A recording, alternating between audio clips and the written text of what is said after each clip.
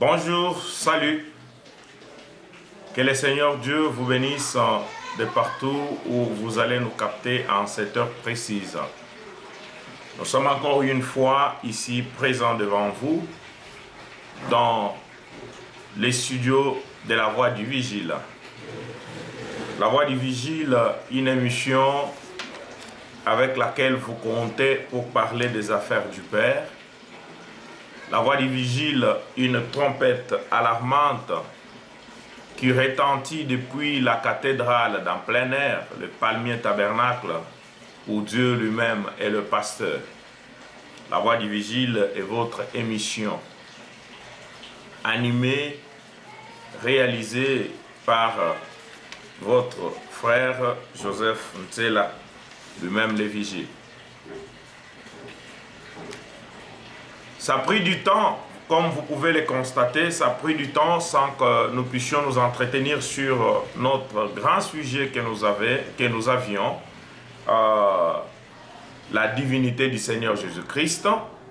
Nous étions en train de parler de cette divinité, nous avons parlé de la divinité du Seigneur Jésus-Christ, nous avons parlé des qualités qui sont spécifiques à l'homme Jésus-Christ, parce que la question autour de laquelle nous sommes en train de tourner, il s'agit ici de savoir si Jésus-Christ en tant qu'humain est-il adorable, oui ou non. Et c'était sur cette question que nous sommes en train de voir les différentes qualités de la personne. La fois passée, nous avons vu dans ses qualités qu'il est le prophète, mais pas comme tous les autres prophètes. Lui, c'est un prophète Dieu ou un Dieu prophète. Une qualité qui lui est spéciale, une qualité qui lui est totalement singulière. Nous avons parlé de lui comme le Rédempteur. Quand on a parlé de la rédemption, ou quand il s'est agi de la rédemption, dans les exigences concernant cette œuvre de la rédemption, la plus grande exigence était aussi que celui qui vient pour racheter devrait avoir un lien du sang avec celui qu'on vient racheter. D'où il fallait un proche parent, et ces rédempteurs, notre proche parent, avait été notre Dieu lui-même quand il a pris un corps de chair et qu'il est devenu l'un de nous. Nous avons encore parlé de lui comme le seul Fils de Dieu engendré. Nous avons parlé de lui comme le seul Fils de Dieu engendré. Nous avons parlé de lui parce que tous, nous sommes fils et filles de Dieu par adoption. Et c'est par notre foi en lui, le Fils engendré. D'ailleurs, comme il l'a dit, à tous ceux qui croient en lui, il leur a donné le pouvoir de devenir enfants de Dieu. Depuis la corruption d'Éden, toi et moi, nous avions été séparés. La race humaine avait été séparée de Dieu, de cette famille de la divinité. Ce n'est que par le Seigneur Jésus-Christ, par notre foi en lui, que nous obtenons ainsi le pouvoir de devenir le Fils de Dieu. Nous avons parlé en lui comme l'enfant mâle, la sémence de la femme. Nous avons parlé de lui comme la seule personne dont l'âme, l'esprit et même le corps sont la divinité. Son âme, son esprit et son corps, c'est la divinité, c'est Dieu dans leur composition génétique. Donc Jésus-Christ est Dieu, pas seulement dans son esprit, pas seulement dans son âme, mais même dans sa composition physique. Parce que vous vous souviendrez que pour que cet enfant vienne au monde, il avait fallu que le Créateur couvre la Vierge Marie de son ombre, et en la couvrant de son ombre, qu'est-ce qui est arrivé? Dieu a créé la cellule du sang. Cette cellule du sang, déjà fécondée, a été placée dans la sœur Marie comme un œuf placé dans l'incubateur. Et la composition de cet œuf qui devait produire la chair, cette cellule du sang qui devait produire les autres cellules et former le corps humain, c'était le sang de Dieu lui-même.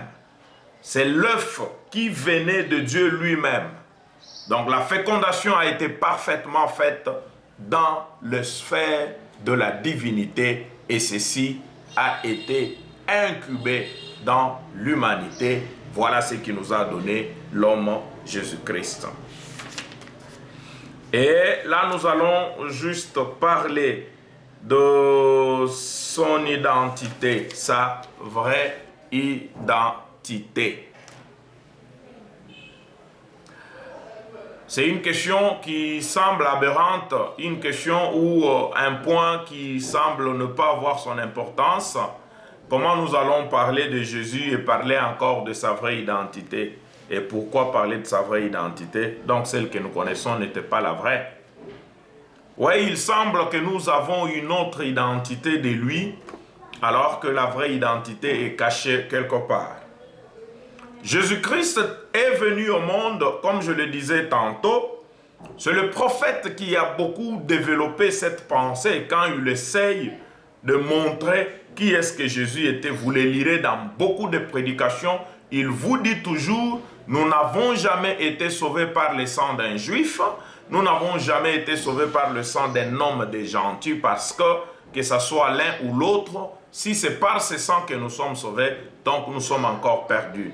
Parce que vous vous souviendrez que quand nous avions parlé, la sémence du serpent a été plantée dès les origines de l'humanité. C'était encore avant que l'homme ne puisse procréer que la sémence avait été, la mauvaise sémence avait été introduite.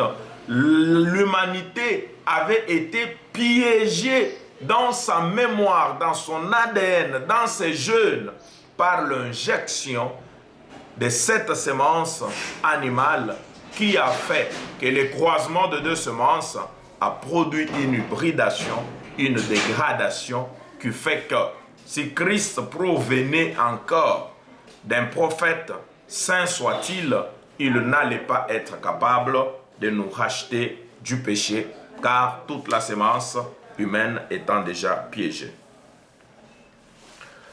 Sa vraie identité. L'homme Jésus-Christ se révèle ici comme étant l'un des plus grands mystères que le monde n'a jamais connu.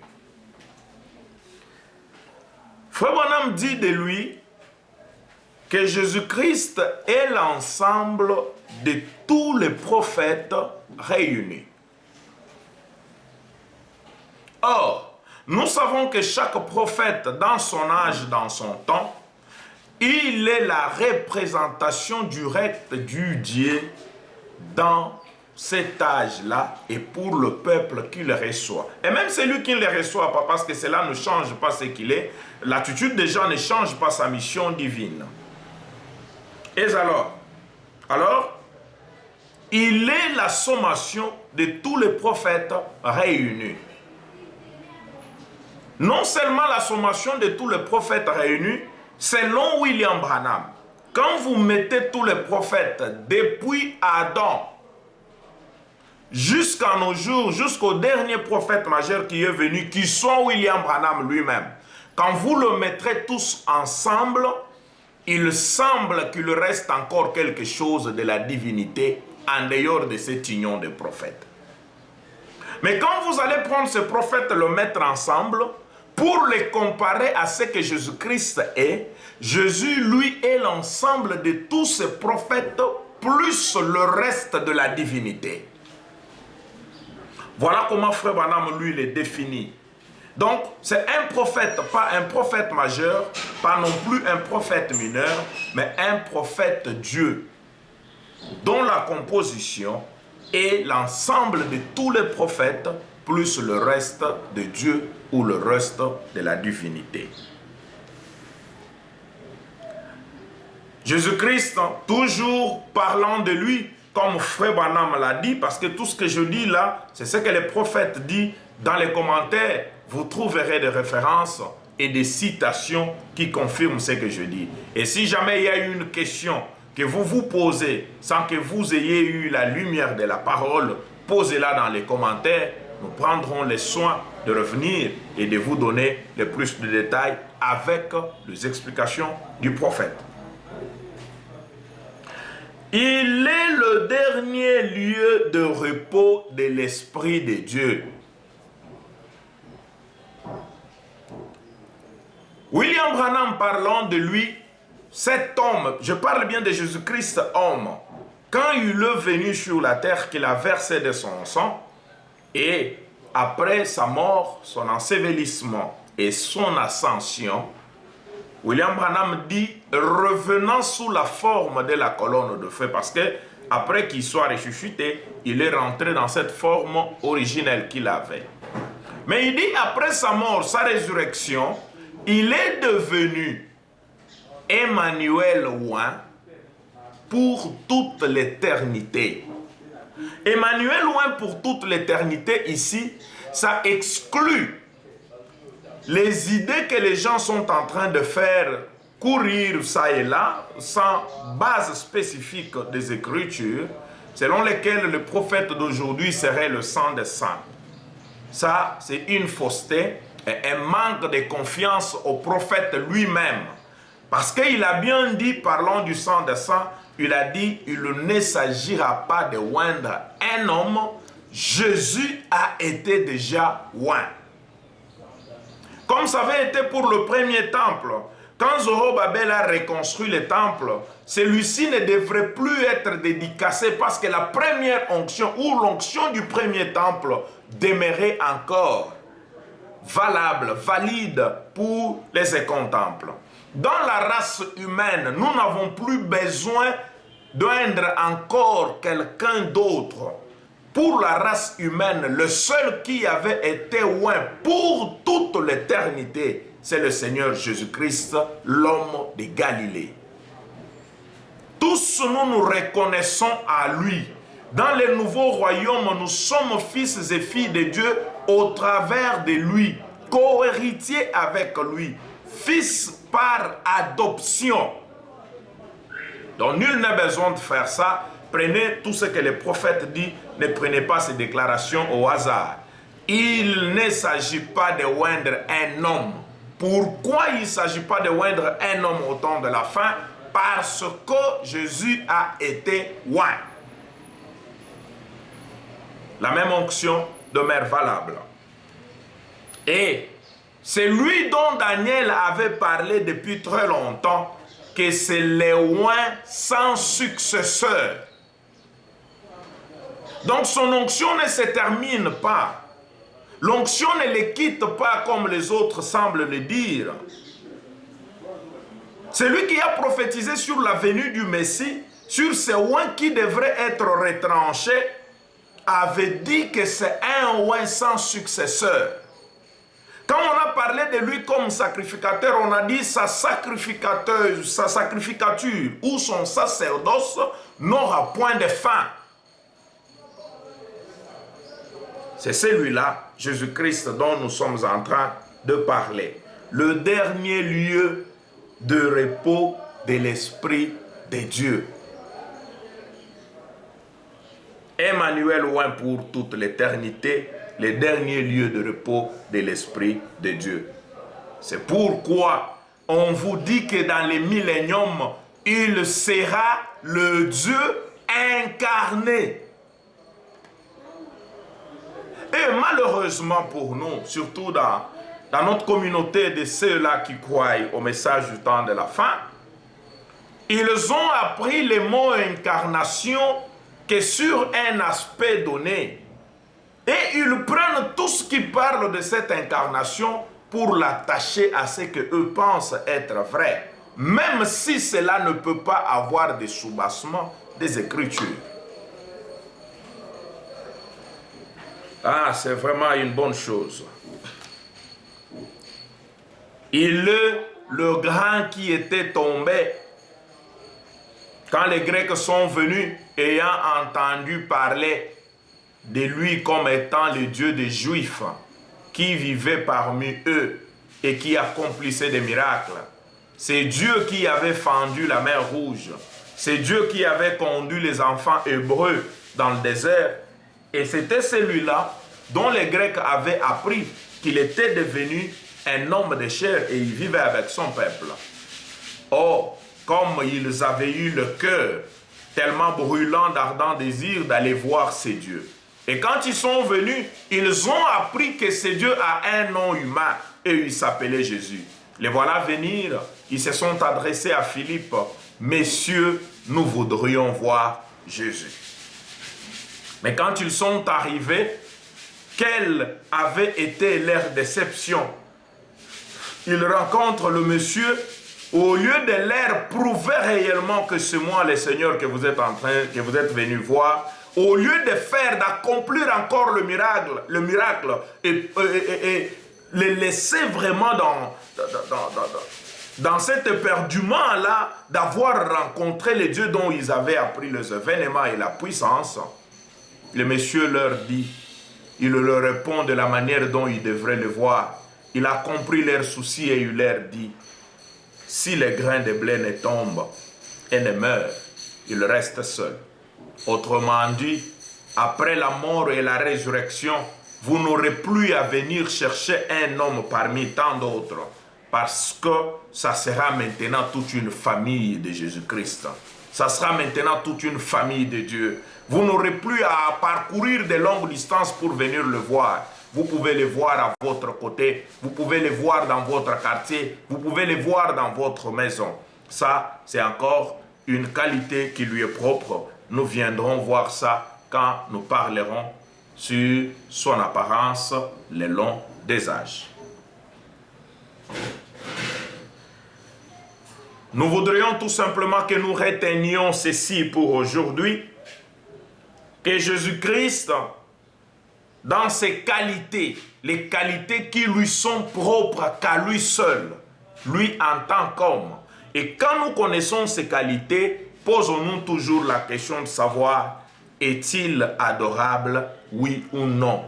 Ici, nous ne parlons pas de ces qualités de lui en tant que colonne de fer. Nous ne parlons pas en tant que le Père qui s'appelle Jésus. Ces qualités sont posées sur l'homme de Galilée, la sémence de la femme, l'homme qui est le produit de la naissance virginale. Et c'est là toute la question. Cet homme est-il adorable, oui ou non? Nous avons dit de lui, depuis sa composition, comme William Branham l'a dit, dans une fameuse citation que beaucoup de gens aiment lire, sans pour autant peut-être comprendre ce que le prophète a dit. Il s'agit de la citation dont il parle dans la petite Bethléem, au paragraphe, je crois, 127e, où il dit que je n'adore pas un juif, je n'adore pas un homme de gentil. Et la communauté du genre de message, avec toute cette grande lumière de la révélation qui a brillé, il y en a encore de prédicateurs du haut de la chair qui prêchent avec ferveur dans leur tête, croyant que Jésus-Christ est un juif. Alors que dans cette prédication, depuis le paragraphe 125, 124, 125, William Branham est en train de porter correction sur cette vision qu'avait Billy Graham de croire que Jésus-Christ, l'homme de Galilée, était un juif. Billy est allé là-bas, il est allé prêcher et quand on tenait une grande conférence où il faisait la restitution de sa mission devant les Juifs, il disait, je leur ai dit que moi j'adore l'un de vos enfants, j'adore votre frère. Et Frère Branham dit, Billy, j'aurais aimé être à votre place. J'aurais voulu avoir ce courage que vous avez de vous tenir devant le monde entier et de produire le témoignage du Seigneur Jésus-Christ. Mais Jésus n'était pas un juif. Parce que la cellule du sang venait de Dieu. C'est le sang de Dieu lui-même. Et le sang de Dieu ne peut pas produire un juif. Dieu n'a pas d'appartenance. Le sang de Dieu ne peut pas produire un homme de gentil. Le sang de Dieu a produit un Dieu sous forme humaine. Nous allons venir parler, il y a beaucoup de mots, notamment kénos, notamment anmorphe, notamment Dieu sous forme de, notamment le terme changer de masque, changer d'apparence, changer de forme. Ces termes ont été parfois très mal perçus. Nous avons cru que quand on parle de Dieu qui se kénos et Dieu qui change de forme, c'est qu'il quitte le visage de Joseph pour prendre le visage de Neville. C'est ça ce que nous avons pensé. Alors qu'en étudiant ces mots profondément et ces termes profondément, vous trouvez que Frère Branham, parlant de Dieu changeant d'apparence, changeant de masque, il parle de Dieu qui change ses états, qui se transforme d'un état à un autre. Il a quitté l'attente de la divinité pour devenir un humain. Et il va quitter l'attente, ou il a quitté l'attente de l'humanité, un seul homme, pour devenir cette fois-ci toute une famille. Que le Seigneur Dieu vous bénisse. Nous allons partir petit à petit avec ces leçons sur l'homme du Seigneur Jésus-Christ. Et à la fin, nous tirerons nous-mêmes les conclusions si cet homme est adorable, oui ou non. Soyez bénis, veuillez vous abonner massivement, veuillez partager nos vidéos et laisser votre commentaire sur les comptes Joseph Setnsela ou alors sur La Voix du Vigile, et ceci pourra encore passer sur le Chant du Patriote. Vous trouverez toujours nos vidéos là-bas. Et nous parlons sur la divinité du Seigneur Jésus-Christ avec une question sous-entendue: l'homme de Galilée, l'homme Jésus-Christ, est-il adorable, oui ou non? Pour le reste, vous aviez été nombreux à suivre La Voix du Vigile, votre chaîne qui retentit depuis la cathédrale d'en plein air, le palmier, tabernacle où Dieu lui-même est le pasteur. Que le Seigneur Dieu vous bénisse et vous comble.